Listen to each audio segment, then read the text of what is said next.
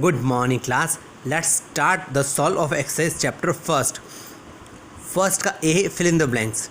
The same kind of plants grown and cultivated on a large scale at a place is called crop.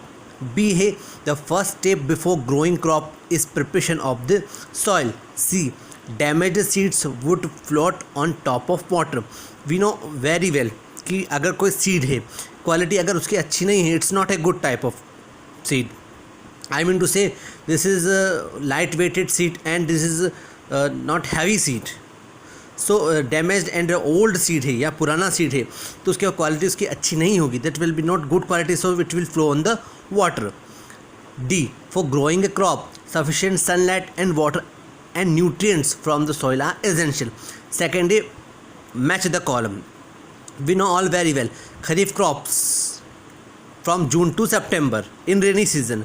Example of paddy and maize. Second, rabi crops, winter season, November to February. Example, wheat, gram and pea. Third is chemical fertilizer. Urea and sulfur phosphate is chemical fertilizer. Organic manure, animal excreta, cow dung, urine and plant waste. हमने manure पढ़ा था. About manure. What all about manure? Animal excreta होगा, cow dung, urine and plant waste are organic manure.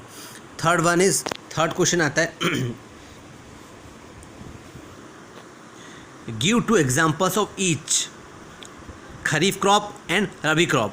So kharif crop is paddy and maize and rabi crop is wheat and gram.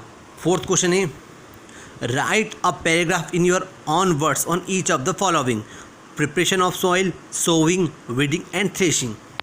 So let's start from here. First one is preparation of soil. In the first method is crop management. Preparation of soil is done losing the soil by plowing or tilling it.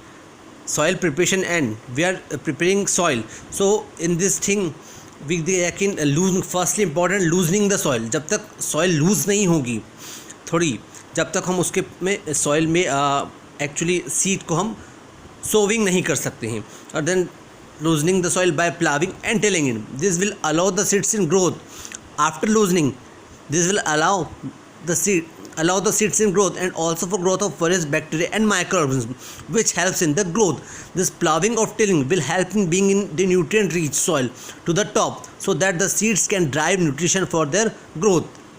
Second is sowing. Sowing is another important step after soil preparation. Best quality of seeds are used to sow for better crop yield.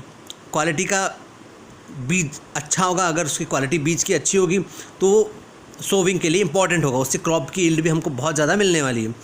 Seeds are sown with the help of a traditional tool और a seed drill. Seed drill के through हमने पढ़ा था कि seed drill के through क्या होता है, सीड की सोविंग की जाती है. It is like a funnel like structure which is used in the modern day tractors to sow the seeds of particular depth in the soil. C, weeds. What is weeds? Are unwanted plants which grows along the plant. The process of removal weeds. Unwanted undesirable plants हमने पढ़ा था कि it is unwanted undesirable plant जो plants के साथ grow हो जाते हैं, तो उस process को the process of removal of weeds is termed as a weeding. Weeds compete with the plants in light and space. अब अगर कुछ unwanted plants अगर हमारी क्रॉप के साथ अगर उग गए प्लांट के साथ तो उनका रिमूवल ज़रूरी है, क्योंकि वो उनके प्रोडक्शन को, उनकी जो प्रोडक्शन हो रहा है उसमें की ग्रोथ को रोकेंगे. तो दैट्स वाई कि उनके न्यूट्रिएंट्स का वो यूज़ कर लेंगे, उनके वाटर का वो यूज़ कर लेंगे, सो उनका रिमूवल बहुत ज़्यादा ज़रूरी है. तो weeds are unwanted plants which grows along with the plant. तो process of removal of weeds is termed as a weeding. Weeds compete with the plants in light and space and take up nutrients given to the plant from the soil. जो soil को nutrients दिए जाने वाले होते हैं वो सब other plants को नहीं देने देता है, और वीड वाला प्लांट जो होता है, जो अनवांटेड प्लांट्स है, उसको एब्जॉर्ब कर लेता है. Xanthium, Parthenium, etc. इसके example are some common weeds that affect the productivity of plant. Weeds can be controlled by using weedicide. आपको मैंने बताया था weedicide. 2,4-D example, a chemical which only kills the weeds not the crops. अगला term है threshing. Threshing is the least step in the grains are separated from the chaff.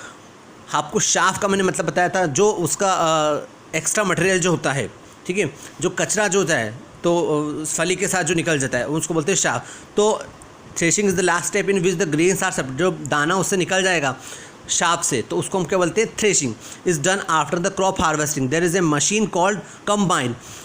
Threshing and harvesting machine उसके दोनों के through उसको बोलते हैं combine, which carry out this work. Combine is combined harvest and thresher, it harvest crops and also separate the grains.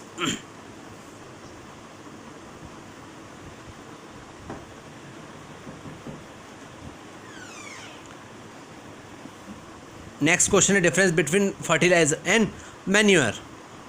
तो fertiliser are commonly available plant nutrients, fertiliser commonly available होंगे plant nutrients में। Manure is a natural substance, we read it कि it's a artificial. Fertilizer क्या होगा, artificial. Are commonly available for plant nutrients और manure is natural substance prepared by decomposition of animal extra and plant waste.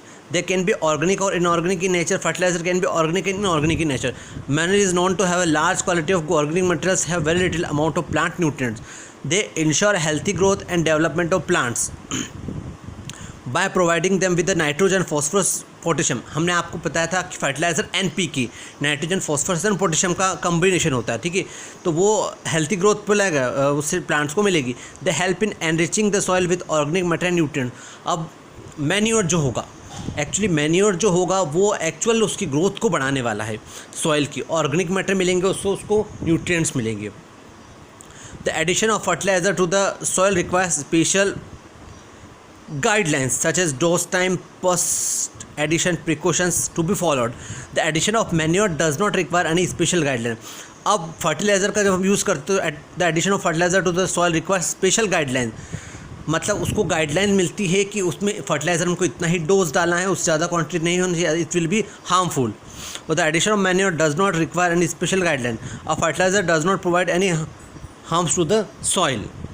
Manure provides, वो humus provide नहीं करता है fertiliser, और ये मैन्योर ह्यूमस प्रोवाइड करता है। It is exclusive use causes water pollution, it can not replenish organic matter to soil, it protects the environment and helps recycling from waste. It excessive usages causes water pollution, ये water pollution का cause करता है। It can not replenish organic matter, और ये replenish हमने पढ़ा था। अगर उसी क्रॉप को अब हमको एक बार उसी सॉइल पे एक बार क्रॉप बोनी है, तो अगर हम फर्टिलाइज़र यूज़ कर रहे हैं तो वापस उसी सॉइल पे हम क्रॉप रिप्लेनिश नहीं कर सकते, और जबकि मैन्योर के दम हम उसी सॉइल पे कई बार नई नई क्रॉप ग्रो कर सकते हैं।